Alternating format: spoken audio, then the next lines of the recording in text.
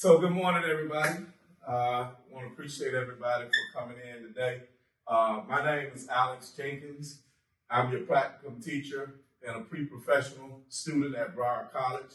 And today I'm going to be teaching a lesson that I kind of just got into, but I'm kind of like, really getting into it, about the Little Rock Nine, which is a civil rights group. And we're going to kind of talk about that a little bit today. And some of the things that I want to try to accomplish here today, and I want you to be able to walk away from, which by the end of this lesson, you will be able to, one, analyze the historical significance of the Little Rock Nine as it relates to desegregation. Also, we're going to be able to compare and contrast the Little Rock Nine as it relates to other civil rights groups. We'll talk about that in a moment. And then we're going to create a mini timeline with about 3 key events related to the segregation and the effort that came out as it relates to the Little Nine Rock. Also, what I'm hoping today, as we talk about this lesson, try to cover about 30 minutes, which is a lesson plan that I created that I'm hoping will kind of like, even as we go through this, kind of open your eyes to some very important things.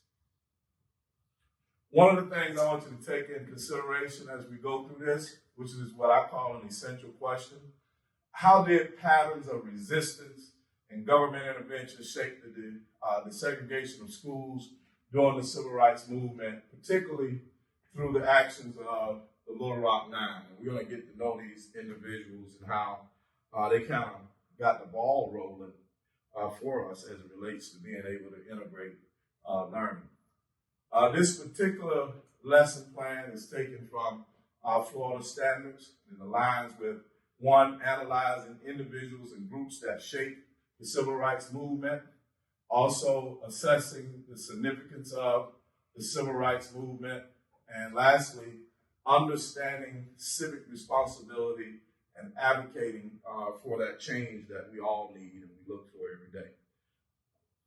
One of the things we're going to look at, and I want you to take a look at this particular image here. I want you to look at what is the image of Elizabeth Eckford as she's walking to school while surrounded by a mob of kind of angry people. And we're going to kind of discuss a few things here. One, I want to know, what do you notice? 2, what do you wonder? And lastly, how does this image reflect the struggles of desegregation? Let's start with the first one. If anyone want to tell me what you notice about this picture. Go ahead. I get the people in the back seem very disconnected from the fact that she's there. They don't want her to be there. Right. And she's just not, she just doesn't, not that she doesn't care, she just is minding her business. Yeah, sort of like this lady here, like, what are you doing here? Type thing. Okay. All right. Anyone else? What do you wonder, about this image when you look at it? Anyone? I wonder, why they're so, angry with her. Even though she just, trying to get to class, so you try to go home or just mind your business. Okay. All right. Anyone else? How does she look in this image with all of that activity going on behind her? You seem very remorseful. Yes. Kind of taking it all. Just trying to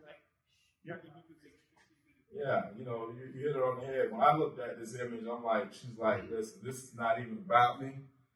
It's kind of like about folk before me and folk that's going to come after me. So whatever this is, I kind of got to do it, and I got to keep it moving. All right, lastly, how does this image reflect the struggles of desegregation based on your own knowledge? Anyone? It shows how difficult it was, people weren't willing to accept desegregation. Yeah, it was tough, and it wasn't like a bad tough, because even if you think about Elizabeth on this, for years and years and years, she's been educated, with her own group of people. No doubt that was okay with her. But then, this opportunity for change comes along, and she's one of the chosen 9, to actually make that change. So, thank you all for that input. All right, when we talk about the Little Rock Nine, let's look at the historical background of the Little Rock Nine. So in 1957, 9 African American students enrolled at Little Rock Central High School to challenge segregation. They faced extreme resistance from the public and the state government. At that time, President Eisenhower had to send federal troops to enforce the segregation. Can you imagine that?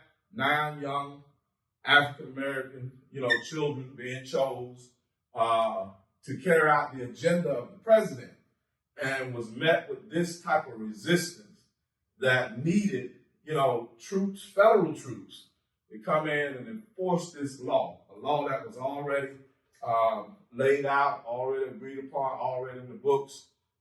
9 children chosen.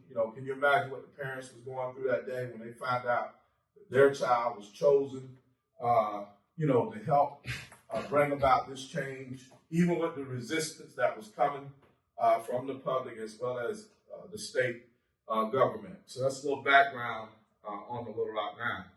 Also, Brown versus Ward and federal intervention, 1954, the Supreme Court ruling in Brown versus Board of Education declared that school segregation was unconstitutional. Then you had the resistance from the Arkansas governor, Orville Fagus, refused to allow the Little Rock Nine to even enter on that particular campus after the ruling that was handed down, after the order that was signed by the president. Still, the governor was being defiant. President Eisenhower sent 101st Airborne Division to enforce this desegregation. So this was something that had to happen, but I learned from this, and I hope you get out of it as well, that even though something is on the book that, creates a right and a responsibility, yet there are going to always be resistance.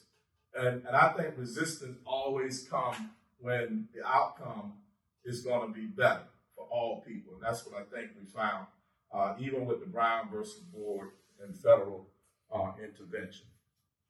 So I have a little video that I want to try to get you to watch, if you can do that. And when we watch this video, we're going to kind of comment on it. I want to get to know what you think after you hear this video.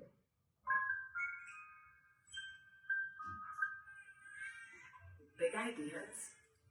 The local newspaper, the Arkansas Gazette at that time, indicated that the Brown decision was going to change the face of the South forever. I remember those words. And I thought to myself, good, because I think the face of the South ought to change. I will not force my people to integrate against their will. The governor of the state, Orville Fagus, decided that he was going to use Central as his point of resistance. None of us of the 9 anticipated that the resistance would be as strong as it was. The night before we were to go to school, the governor called out the Arkansas National Guard, unbeknownst to us. And when we appeared at Central the first day, the National Guard was there to bar our entrance and let white students go into the school. What it was like, it was rejection that I had never experienced like that. It seemed to me that if they were going to all this trouble to keep me out, there was something bigger than my simply going to class. Only when we got home from school that day did we realize what an ordeal, personal ordeal, Elizabeth had gone through, and that she certainly faced more of the mob directly. I always applaud the fact that she was able to keep both her composure and try to figure out how to get out of that. We started school on the 25th of September. President Eisenhower sends 500 troops of the 101st Airborne Division of the United States Army. It was a terrific feeling that the President of the United States would send troops to escort us into school. I didn't know what was going to happen after that. It was like going to war every day. You had students who tried to use as much verbiage as they could to intimidate us. We had threats and comments that, we would be killed for all of us. We decided that this was a year that we were going to support each other. We were going to try to do as well as we could in our academic work. Some were a lot smarter than me, but I also was determined that this year I was going to graduate from Central. The principal of the school told me at one point along the way that I didn't have to come to the ceremony and they would mail me my diploma. And I thought, listen, I didn't go through all this to pass up the ceremony. Maybe the world thought that after Little Rock, everything was going to be fixed. And one of the important pieces that I'm sure I don't need to remind anyone that the history of slavery in this country makes it very difficult to overcome a lot of issues on race. We're a long way from being perfect, but we certainly are not what we were when I started out. I believe that our participation at Central is one of those many steps that's gone to change this country for the better. All right, so listening at that video, anyone want to chime in and tell me what you got out of that? Major funding provided by the Arkansas Humanities Council. Anyone want to chime in? Tell me what you got out of that video. Go ahead. It was very hard to like go to school on it, honestly. And it's just kind of crazy how like like when you said it's kind of like going to war. That's really like hard. Right. Right. Just to even escort that bring them in. Right. And that's a lot. It's like obviously a lot has changed and it's something that happens. Yeah, it's amazing you will pick up on that. In the lesson, there's a piece in there where Elizabeth, when she came that day, she made the statement. She said, I was scared. I was so scared that day. And one of the white soldiers came up to her and told her, said, listen, never let your enemy know how you feel. And he said, you're in battle today. So in other words, he was telling her, you literally have to become a soldier, and have that mindset that you are on a battlefield, you are fighting against the enemy, but at the same time, you got to know why you're here. You're never going to allow your enemy to know how you feel. And that's something we can take away from in everyday life, whether we taking a test or whether we, getting ready to go off to college, we never can let the enemy know that we're fearful. So we have to be a soldier, and that's what she was. So I want to do a little comparison. I have a handout, and it's called a compare and contrast chart.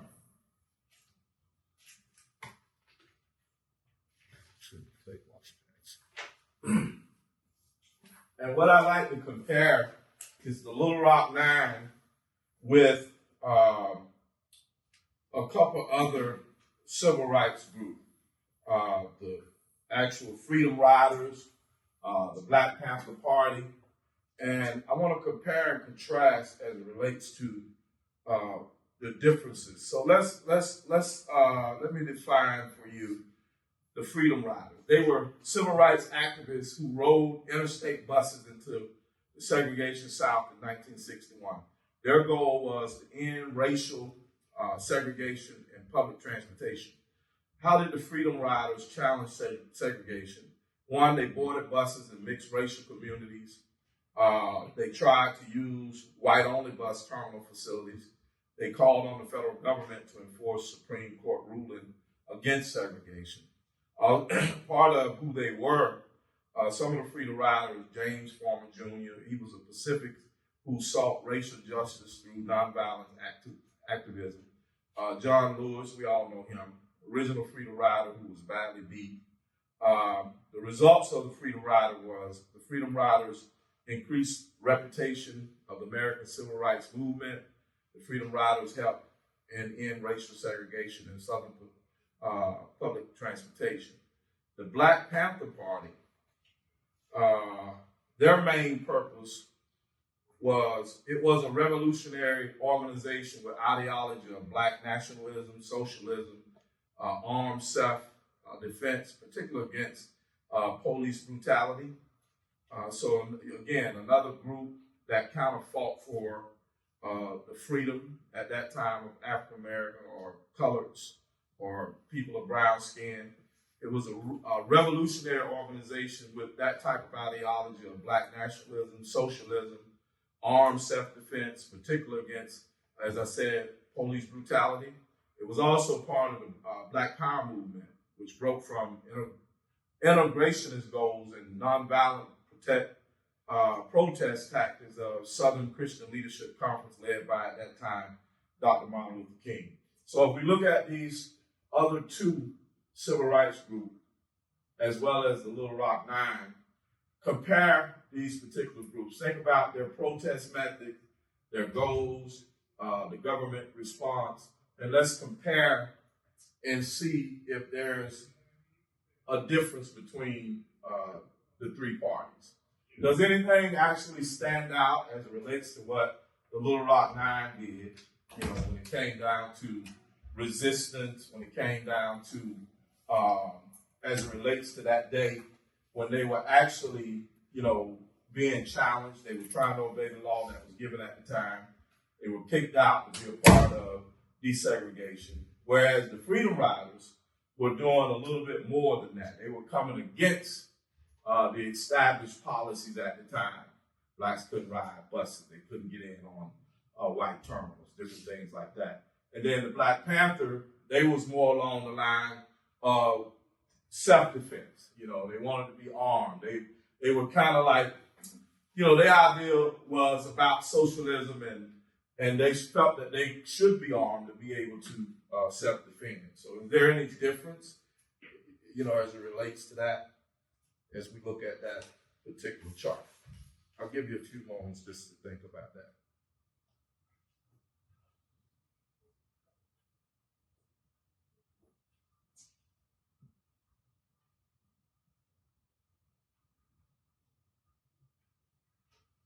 Do anyone see any contrast between the three as it relates to what the Little Rock Nine had to do compared to other groups? Was the Little Rock Nine, were they selected? They didn't want to. There you go. They were kind of picked out to be picked on, so to speak. But which turned out to be something great, because now what?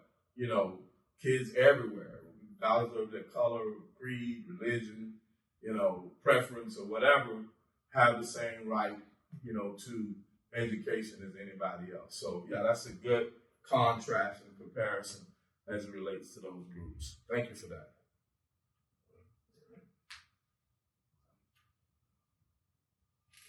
All right, our next slide, we want to think the mini timeline, okay? And it says to create a mini timeline with three key events related to school desegregation. Brown versus Board of Education, 1954. We talked about it earlier, where the Supreme Court decision ended segregation in schools. Little Rock Nine crisis in 1957.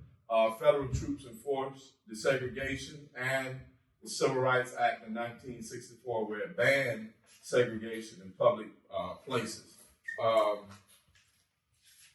In addition to that mini activity, I just want to share this here with you. This is just an opinion of the NAACP as it relates to civil rights. And I just want you to take a moment and read that.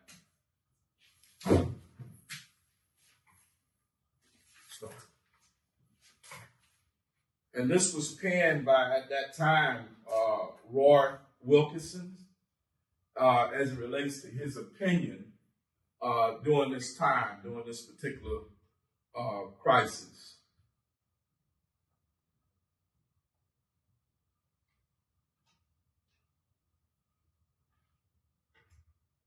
So just, if you don't mind, let's start from this end here and just read a paragraph for me, starting at the top. A few months ago, the slogan Black Power was introduced into the civil rights struggle. Since then, it has created alarm and confusion among Americans of all races, and has made it plain that civil rights groups differ not only in strategy and tactics, but also in objectives. Is it appropriate at this juncture in history to state or more accurately to restate the fundamental principles which have guided the any institutions and points for one are objective now as is a full participation of legal Americans without discrimination in all phases of American life. For at least 6 decades, we have employed finding methods to achieve that objective. If each of us have every single other denominator, is that they have always been nonviolent. Saying nonviolence is strictly challenge to on the premise that Negroes risk defending themselves when attacked. But the right of Negroes in all evidence of self-defense is not truly atrocious. The NAACP has always defended this art. What mentors is the doctrine that Negroes should stand their armed readiness to retaliate and give up punishment on the record of unpunished urge of Negroes and civil rights, or if it makes this position emotionally understandable. But its fruit would be disastrous. As I could visualize these measures, it would inevitably breed white hamster vigilantism and would furnish a pretext to any law officer wishing to crack down on Negroes. A more serious issue is posed by the slogan to Black Power. No matter how awful is the pardon, the slogan means anti-white power. In a racially pluralistic society, Black Power has to mean that every other ethnic group is the antagonist. It has to mean going it alone. But it also means separatism. We read on the natural university will highlight this. We have fought unceasingly for a genuine pride of race and for the inherent nobility of people's tradition. We deny that racial dignity requires the recognition of race against race. All right, thank you for that. This is a powerful opinion, although it's opinion, but it's a few things I want you to take away from this. In paragraph 2, it speaks to full participation. You know what I mean? Becoming a part of the whole, you know, and not to be desegregated or denied any privileges that are already existent. You know, that last piece says full participation of Negro Americans without discrimination in all phases of American life. The other thing is, in that third paragraph, but the right of Negroes and of all others to self-defense is not truly the issue. Next one, also, I want you to take away from that beginning of the paragraph. It said, what we oppose is the doctrine that Negroes should stand in armed readiness to retaliate and deal out punishment on their own. Last piece of that is anytime you define Black power is really an anti-white power. So he felt that the answer was that his racial dignity does not require Black and white. This is not a fight against that. This is more of being denied racial dignity, and it requires the ranging of what we would say race against race. So basically, this opinion was calling for pretty much unity. So let's look at one more thing. Think, pair, and share a discussion. Just take 1 minute and just discuss that opinion among yourselves. And while you're doing that, think in terms of why was desegregation so difficult in 1957? How did Eisenhower intervention change that situation? And what impact did the Little Rock Nine have on future civil rights movement?